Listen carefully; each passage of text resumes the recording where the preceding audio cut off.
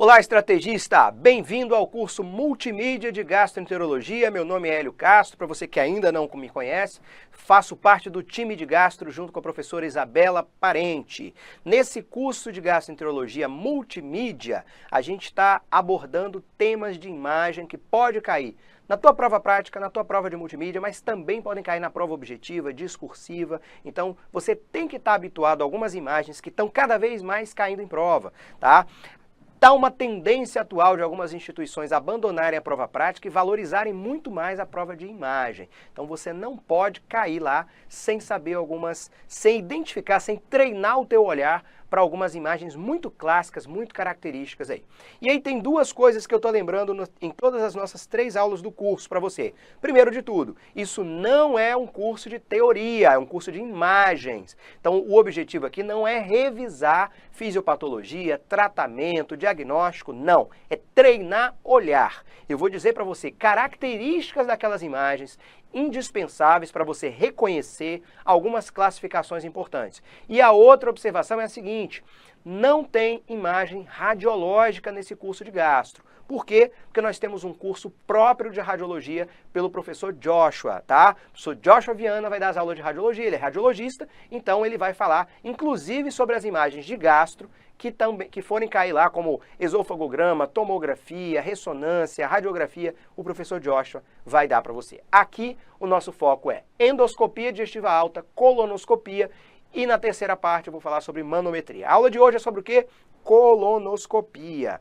Então, na aula 1 foi conversado sobre todos aqueles aspectos de doenças do esôfago e do estômago, e agora eu vou focar no cólon. Uma aula mais curta, tem menos coisa de cólon que pode cair, mas tem coisa muito importante aqui. E eu vou começar revisando brevemente o conceito anatômico de cólon para você, só para você estar mais ou menos habituado, como é que a gente vê o cólon pela colonoscopia, e depois alguns desafios de imagens, e vou explicar os detalhes dessas imagens para você. Qual é o tema coberto?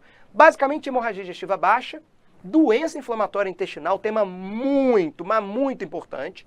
Colite infecciosa, ainda não vou te falar qual é a infecção que eu vou colocar. E neoplasia maligna. Basicamente, os temas de colonoscopia que podem cair imagem para você vai estar em um desses 4 subtemas aqui. Show de bola? Então, pessoal, olha só, o cólon, ele é quase todo muito parecido. Então, diferente do estômago, que você não vê os vasos com tanta facilidade, o cólon normal você tem que ver vaso, tá? Porque a mucosa do cólon é fina. Então, se você observa aí, olha a quantidade de vasos, veias superficiais, a gente vê com muita clareza. E o brilho da mucosa, tá vendo esse monte de pontinho branco aqui, ó? Isso é o brilho da mucosa, o reflexo da luz. Você tem que ver isso também. Então, para o cólon ser normal, você tem que vendo uma mucosa brilhante, tá? Uma mucosa rosa ou alaranjada e com bastante vaso. O padrão vascular é bem evidente. Aqui é um recorte do cólon transverso, como você está vendo aqui. Mas é a mesma coisa no cólon ascendente, é a mesma coisa no cólon descendente e no sigmoide. Sabe quando começa a mudar? Quando você chega no reto. Porque no reto começam a ter as austrações de Houston. Então você vê austração, você vê essas pregonas grandes aqui, ó, de fora a fora. Então as austrações do reto. Mas mesmo assim, olha os vasos lá, ó, os vasos bem exuberantes. Só que não são vasos vermelhos, porque ele não é na superfície, é na submucosa. Então aquele vaso mais escuro ali, só aquela sombra vascular. Tá vendo aqui, ó? Então aquela sombra vascular, aquele vasinho um vermelho meio roxo, não é tão vivo, não é aquele vermelho esmalte, tá bom? Isso é o cólon normal. E quando a gente chega no reto, eu vou fazer a retrovisão, tá? Se você já viu a aula 1, você lembra o que é retrovisão. Para eu ver algumas regiões do tubo digestivo, o aparelho precisa ir lá na frente e voltar, tá? Para eu conseguir enxergar de ré, olhando no retrovisor assim. É assim para eu enxergar o fundo do estômago e é assim para eu enxergar o reto. Por isso que eu estou vendo ali a base do aparelho, a haste do aparelho, eu estou visualizando. Olha lá, ó, tá vendo? Então isso aqui eu estou vendo o reto, o ânus por dentro, o finalzinho do reto. Tá? Então, se você identificar essas 3 imagens, você já vai saber que aqui eu estou lá ao longo da alça intestinal, do colo ascendente, transverso ou descendente, vai ter essa mesma cara. O reto vai ter sempre essas austrações e para eu enxergar a retrovisão do reto, eu vou precisar ver o aparelho para enxergar por dentro. Beleza? Vamos para o primeiro desafio. Olha essa imagem, isso é cólon, tá? Se eu estou falando de colonoscopia, isso é cólon. Cadê os vasos? Não tem. Então eu perdi o padrão vascular. Tem brilho? Tem. Mas a minha mucosa, ao invés daquela mucosa fininha, tá espessada. Tá muito edemaciada e tá cheio de fibrina. São várias pequenas úlceras confluentes ali que eu tô vendo fibrina. Então é um cólon inchado, edemaciado, com perda do padrão vascular e do brilho e cheio de fibrina, de úlcera. Qual é o diagnóstico disso? Se eu te disser que é um adulto jovem com diarreia e anemia, tá? Adulto jovem com diarreia e anemia e um cólon todo inflamado, você vai dizer: isso é claro que é uma doença inflamatória intestinal, não tenho a menor dúvida.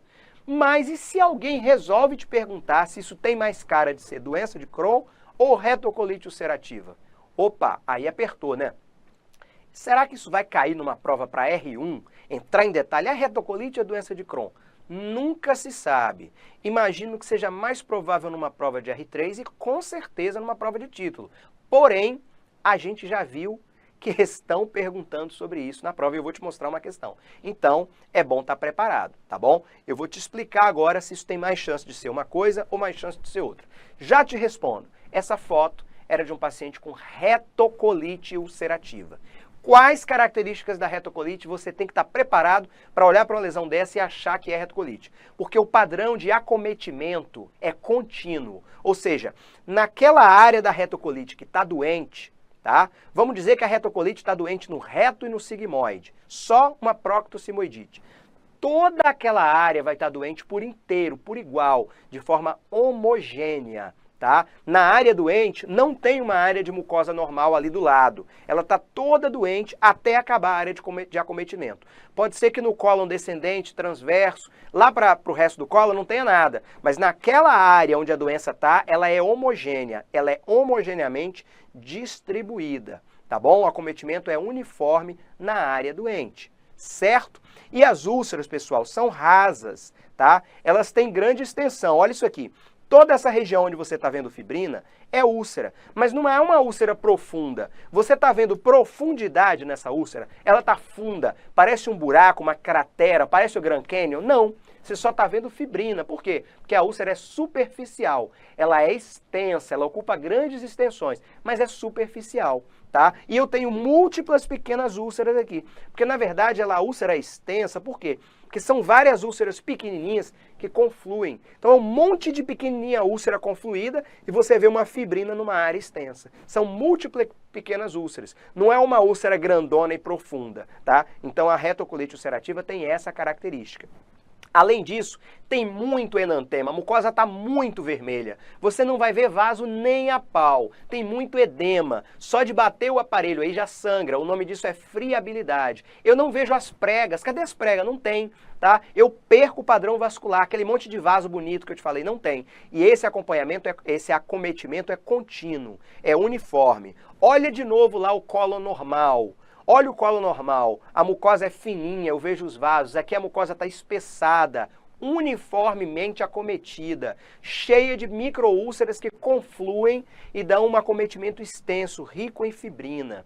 Olha a outra imagem de retocolite, outro paciente, tá? Então eu não estou vendo vaso em nenhum lugar, a mucosa está uniformemente acometida, tá? Todos esses lugares que tem fibrina aqui são microúlceras que confluem, tá? Olha outra doença aqui, retocolite, tá inchado, não tá fininho igual naquela foto normal. Várias tudo isso aqui é úlcera, úlcera, úlcera, úlcera, úlcera, úlcera. Eu não vejo profundidade. Todos esses pontinhos brancos são úlcera. Eu não vejo vaso, mas tá inchado, tá edemaciado, tá muito vermelho. Tá? E as úlceras não ganham em profundidade, elas ganham em extensão, elas ocupam aquela extensão toda que você está vendo, microúlceras que se confluem, beleza? Muito bem, agora olha a diferença para essa outra imagem agora. Olha essa imagem, agora eu estou vendo uma úlcera profunda, uma úlcera enorme, essa aqui, ó. Circulei ela para você. Isso é uma úlcera até meio empedrada. A base da úlcera parece uma pedra de calçamento, irregular, aquele tecido friável. Aqui a mucosa não tem nada, ó, mucosa normal, mucosa normal, mucosa normal, passando aqui pelo meio. Então eu tenho territórios de mucosa polpada e úlceras horrorosas, úlceras profundas, geográficas, tá? Aqui é doença de Crohn. O padrão é salteado, tá? Não acomete uniformemente toda a mucosa. Eu tenho áreas de mucosa bem doente, de mucosa destruída, do lado de uma área de mucosa normal, mucosa polpada, tá? Então a doença de Crohn, ela acomete na profundidade, ela pega a mucosa na profundidade e não na extensão lateral. É claro, pessoal, é claro que eu vou ter doenças de Crohn graves, onde eu não vou conseguir enxergar a área de mucosa normal. Mas o padrão, na maioria das vezes, é esse, de eu ter úlceras geográficas profundas que destroem a mucosa, que às vezes provocam estenose, que podem provocar fístulas, abscessos, tá? Entremeados com áreas de mucosa normal. Então, esse é o padrão esperado, tá bom? Então, olha lá, úlceras profundas, geográficas, confluentes, eu posso ver uma fístula, eu posso ver uma área de estenose. O aspecto ele é mais heterogêneo. Não parece igual na retocolite, que é tudo igual, né? Ele acomete por igual. Não, aqui é heterogêneo. Olha essa aqui. Olha como é heterogêneo. Eu tenho uma área aqui que parece uma mucosa com hematoma, eu tenho outra área aqui que é uma úlcera super profunda, tá? Mais área de hematoma. Se eu olhar de perto, parece que aqui está normal essa mucosa, esse outro pedaço aqui também está normal. Então, uma coisa mais heterogênea. Olha essa imagem aqui. Toda essa mucosa aqui da esquerda está normal, enquanto essa mucosa do lado está totalmente destruída. E lá no final, ó, essa parte que eu estou circulando é uma área de estenose. Estenosou, o aparelho não passa, tá? Então isso é doença de Crohn, tá? Quer mais? Ó, vou te mostrar aqui. Olha essa doença de Crohn. Uma úlcera profunda, vou desenhar ela para você, ó. Tô desenhando. Uma úlcera super profunda, mais úlcera profunda. E aqui onde está a estrelinha, mucosa normal. Mucosa normal. Mucosa normal, tá? Então ela é mais heterogênea, são úlceras profundas, destrutivas, tá? Olha mais uma imagem aqui, como é heterogênea, tá bom? Será que isso cai, gente? Qual o diagnóstico?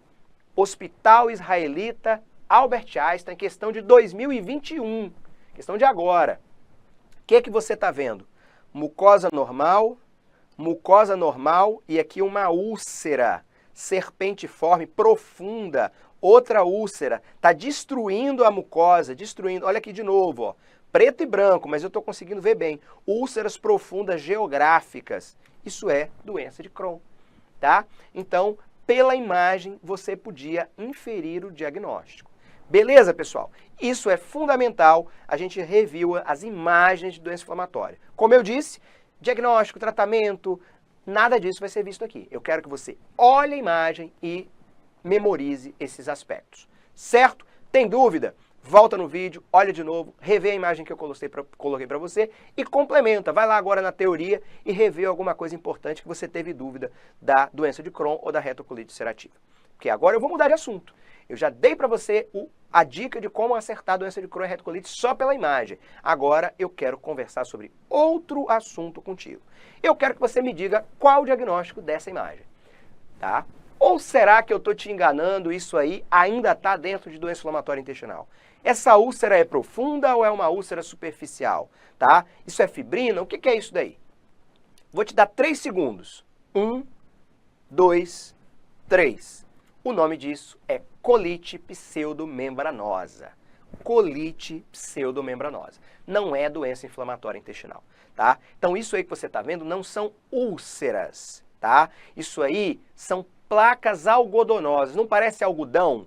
Não parece que está um aspecto mais elevado, alto relevo, tá? Então são placas algodonosas, parece algodão, que está aderido à mucosa. E se você observar, ó, aqui onde eu vou desenhar agora, está uma coisa meio friável, tem sangue, tem hematina. Por quê? Porque a mucosa está ferida, tá? É uma doença infecciosa. Essa era a colite infecciosa que eu queria trazer para você, mas ainda não queria te contar lá atrás, tá? Então você vê placas algodonosas amareladas com muito enantema e friabilidade da mucosa. Compara aqui com uma área do reto, tá? Essa foto é do reto. Isso é um reto normal, tá? Um reto normal, onde a mucosa está fininha, onde eu vejo bem os vasos. Agora esse reto foi tomado de conta por placas algodonosas, as chamadas pseudomembranas, tá? Então, essa imagem é muito característica da colite pseudomembranosa. Tanto que o Hospital Albert Einstein cobrou em 2019 essa imagem. Ele deu um caso clínico de um idoso de 70 anos internado depois de uma cirurgia ortopédica que começa a evoluir com diarreia, tá? Então perceba, são placas elevadas, como a foto é preto e branco, não dá para ver que são amareladas, tá? Mas quando você vê uma história de um idoso com diarreia, acamado crônico e vê essa imagem, tá? Umas placas algodonosas em alto relevo, aderidas à mucosa, você já mata o diagnóstico de colite pseudomembranosa, beleza? Voltando aqui, colorido, e aqui preto e branco para você ver. Mas é uma imagem muito característica. Se você vir na prova, a prova vai colocar uma imagem muito parecida com essa para você. Pode até ser preto e branco, mas pela historinha, pelo caso clínico, você vai conseguir matar. Show de bola? Muito bem. Agora eu quero mudar de assunto, não vou fazer um desafio diagnóstico para você, mas vou querer te lembrar quais são as duas principais causas de hemorragia digestiva baixa, tá?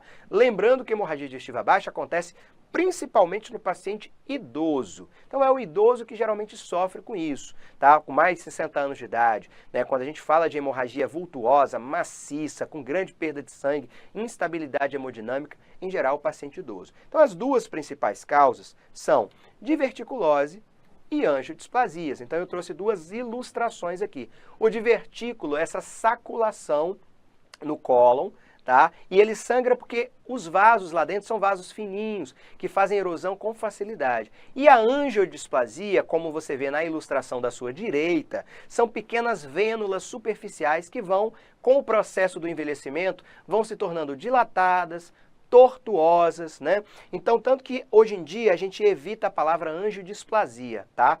No mundo do endoscopista, a gente prefere angiectasia, porque angiodisplasia parece que a veia sofreu uma displasia, né? Mas não é displasia, é dilatação. Então a palavra mais adequada seria angiectasia, que fala melhor aí sobre o que aconteceu com aquela pequena veia, com aquela vênula, tá? Então faz parte do processo do envelhecimento. Algumas doenças aceleram o processo de formação de angiectasia, por exemplo, insuficiência renal, estenose aórtica, cirrose hepática. Então, se a pessoa tem essas doenças, tem mais chance de ter neoformação vascular e eu ter dilatação venular no cólon. E essas veiazinhas podem se romper e fazer tanto um sangramento crônico, um sangramento que eu não vejo sangue nas fezes, apenas sangue oculto positivo e anemia, ou podem fazer um sangramento vultuoso, com perdas volumosas de sangue.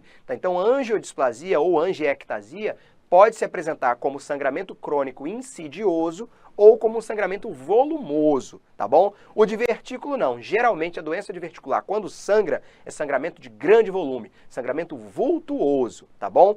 Então essas ilustrações aqui são para te fazer reconhecer, tá? Eu imagino que você vai ter facilidade de reconhecer essas duas estruturas, mas eu achei por bem trazer para você treinar o teu olhar. Olha aqui uma imagem, agora uma foto mesmo, imagem real, de uma diverticulose colônica. Aqui tem até um fecalito, ó, fezes no interior de um divertículo. E aqui uma imagem de um exame meu, né, que eu fiz, um divertículo sangrando. Né, o paciente fez o exame por hematoquesia, né, tudo mais, preparou o intestino. Quando eu entrei lá, o divertículo estava sangrando. Depois de lavar muito, no interior do divertículo, olha lá que a gente viu, ó, uma erosão, um pontinho vascular. Como é que a gente trata a doença diverticular? Você pode fazer de tudo. Injetar adrenalina, queimar ou clipar o divertículo, tá bom? Se alguém perguntar isso para você, você já sabe. Qualquer um dos tratamentos endoscópicos pode ser utilizado no divertículo. Cauterização, coagulação ou esclerose, né, que é injetar adrenalina, e clipe. Qualquer um desses pode ser utilizado, tá bom? E a angiodisplasia ou angiectasia? Olha aqui uma imagem real. Perceba que são pequenas vênulas dilatadas. É diferente do vaso do cólon. O vaso do cólon era uma sombra que você vê lá atrás. Inclusive nessa foto, você está vendo aqui, olha lá os vasos do cólon normais, eu estou desenhando. Uma sombrinha lá atrás. Esse aqui não. É aquela cor vermelho esmalte, vermelho rutilante. Está bem superficial. São vênulas que ficaram dilatadas, aberrantes e facilmente elas se rompem, tá bom? Pessoal, esse aspecto da angiodisplasia, você também pode encontrar esse aspecto naquele paciente que fez neoformação vascular, tá? Que tem neovasos formados. Quem é esse paciente? Por exemplo, aquele que fez uma radioterapia na região pélvica, radioterapia da bexiga, do colo de útero, radioterapia da próstata, tá? A irradiação queima a mucosa do reto, faz uma isquemia na mucosa do reto, estimulando a neoformação vascular. Como é que é o nome que a gente dá para isso? Proctite actínica. Então a proctite actínica tem um aspecto muito parecido com a angiodisplasia. São várias angiodisplasias juntas, tá? Múltiplas angiodisplasias no reto, associada a uma mucosa pálida, uma mucosa retraída, uma mucosa espessada. O nome disso é proctite actínica, tá bom? Então o aspecto da angiodisplasia é parecido com o aspecto da proctite actínica. Olha aqui uma proctite actínica, ó, uma mucosa pálida, uma mucosa retraída, cheia de angiodisplasia, tá? Aqui, pessoal, eu estou queimando esses vasos. É um paciente que teve um câncer de próstata, evoluiu com proctite actínica depois da radioterapia e começou a fazer hematoquesia de repetição. Então a gente vai lá e queima com plasma de argônio. Olha lá, eu tô queimando, ó. Tô queimando tudo. Então fica aquele tecido totalmente cauterizado ali, tá bom? Então a proctite actínica é um aspecto parecido e pode ser uma causa também de hemorragia digestiva baixa. Ok? Show de bola? Então, se você encontrar uma imagem dessa, você agora vai saber com muita tranquilidade. Uma prova não vai te pegar desprevenido se te perguntar que tratamento está sendo instituído nesse paciente. É uma cauterização em cima de uma área de proctite actínica. Show de bola? Último assunto que eu quero trazer do cólon para você. Como eu falei, imagem do cólon é mais curtinha. Tem menos coisa que pode ser cobrada, mas são todas coisas importantes e muito comuns da nossa prática. Até agora eu só te mostrei coisa comum, que o tempo inteiro a gente encontra no exame. Essa então, agora que eu vou finalizar, é a mais comum de todas. Não vou dizer mais comum de todas, tá? Exagerei agora. Mas é aquela que a gente faz colonoscopia para procurar. Tá? Colonoscopia de rastreio, colonoscopia de screening, a gente faz procurando alguma coisa. E muitas vezes a gente encontra isso e tem encontrado cada vez mais na população, que é o câncer de cólon, o câncer coloretal. Então, olha essa imagem. Lá atrás eu tenho os vasos do cólon, aquelas veiazinhas superficiais que eu te falei, a parede lá do cólon, a preguinha fina, não está edemaciada, de repente brota uma imagem ulcerada, vegetante, friável, sangrando. Isso aí é um câncer coloretal, tá bom? É um câncer em forma de cela. Ele está provocando obstrução no cólon? Não. Você consegue continuar andando pelo cólon. Aquela parte mais escura aqui, ó, lá no final, é a luz do cólon. Então não é um câncer obstrutivo. Eu consigo continuar fazendo o meu exame, tá bom? Esse câncer eu diria que não é um câncer tão avançado, tá? Provavelmente ele ainda tem proposta curativa, dá para operar, dá para fazer um montão de coisa. Lembrando, pessoal, que o câncer de cólon, mesmo com metástase hepática, ele ainda tem proposta de tratamento curativo. É diferente do câncer de esôfago, diferente do câncer de estômago e diferente do câncer de pâncreas. O câncer de cólon, eu consigo fazer uma proposta com intenção curativa, mesmo quando ele tem metástase hepática. Então é um câncer que quase sempre vai ter alguma proposta de tratamento curativo para ser feito, tá bom? Não vou entrar em detalhe, que não é esse o objetivo, mas achei importante dizer isso para vocês. Olha um outro câncer de cólon aqui, tá? Esse câncer de cólon, ele está nascendo em cima de um pólipo grande, tá? Olha o pedículo aqui do pólipo e você tem um polipaço enorme aqui, tá bom? Então esse é um câncer que pode ter um sangue oculto positivo, porque o pólipo está friável, tem até um sanguezinho ali no polo cefálico. Esse câncer está provocando estenose, está provocando obstrução? Não. Olha aqui a minha seta, ó. Ó a luz do cólon lá. Eu consigo entrar com o meu colonoscópio, com o meu aparelho e continuar andando no cólon. Então são dois exemplos de câncer de cólon que provavelmente não estavam provocando sintoma nenhum no paciente, porque ele não é obstrutivo, tá? E eles estão localizados os dois no cólon direito.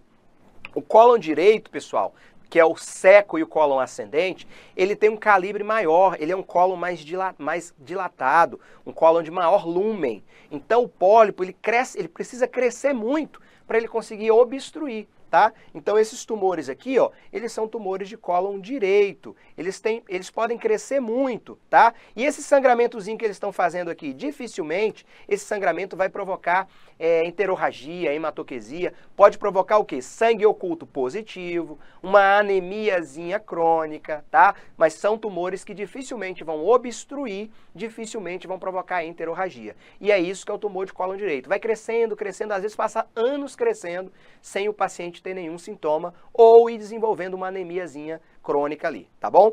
Agora, se a gente for para o tumor de cólon esquerdo, Perceba que o tumor de cólon esquerdo, tá? Ele obstrui com maior facilidade.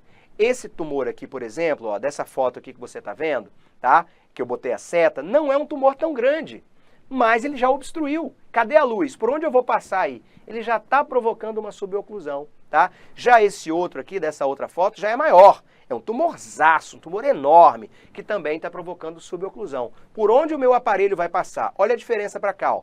Aqui eu tenho luz, eu consigo andar, aqui não.